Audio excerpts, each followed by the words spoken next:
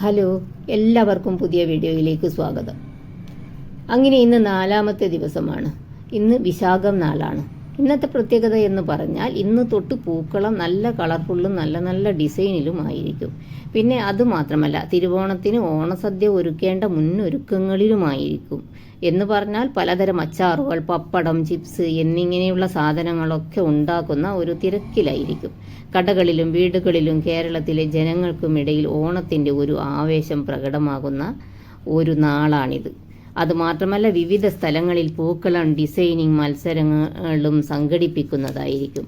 പക്ഷേ ഇതൊക്കെയാണെങ്കിലും ഇന്നത്തെ തലമുറയിലെ മിക്ക കുട്ടികൾക്കും പൂക്കളിടാനൊന്നും അത്ര വലിയ ഉത്സാഹം കാണുന്നില്ല എന്നതും ഒരു സത്യമാണ്. ഇന്ന് ഞാനിവിടെ ഇടുന്നത് വലിയ ഡിസൈൻ ഒന്നുമല്ല, ഒരു പൂവാണ്. പൂവ് കൊണ്ടും ഇലകൾ കൊണ്ടുമാണല്ലോ പൂക്കളം ഇടുന്നത്. അതുകൊണ്ട് ഇന്ന് ഒരു പൂവിൻ്റെ ഡിസൈനിൽ പൂക്കളം ഇടാമെന്ന് വിചാരിച്ചു. ഇന്ന് 4 പൂവാണ്, അറിയാമല്ലോ. അങ്ങനെ ഞാൻ പൂക്കളം ഇട്ട് കഴിഞ്ഞു. ഇതാണ് ഇന്നത്തെ എൻ്റെ പൂക്കളം. പൂക്കളം ഇട്ടാൽ മാത്രം പോരാ, നമ്മൾ മാവേലിയെക്കുറിച്ചും പറയണ്ടേ. ചോദ്യനാളിൽ നമ്മൾ പറഞ്ഞു നിർത്തിയത് മാവേലിയുടെ കാലഘട്ടം സുവർണ കാലഘട്ടമായിരുന്നു. കള്ളത്തരമില്ല, ചതിയില്ല, എള്ളോളമില്ല, പുളിവചനം. ആ നല്ലൊരു പാട്ട് കേൾക്കാത്തവരായി ആരും ഉണ്ടാകില്ല. ഓണക്കാലം വന്നാൽ തന്നെ ഈ പാട്ട് മൂളാത്തവരായി ആരും ഉണ്ടാകില്ല എന്നാണ് എൻ്റെ വിശ്വാസം.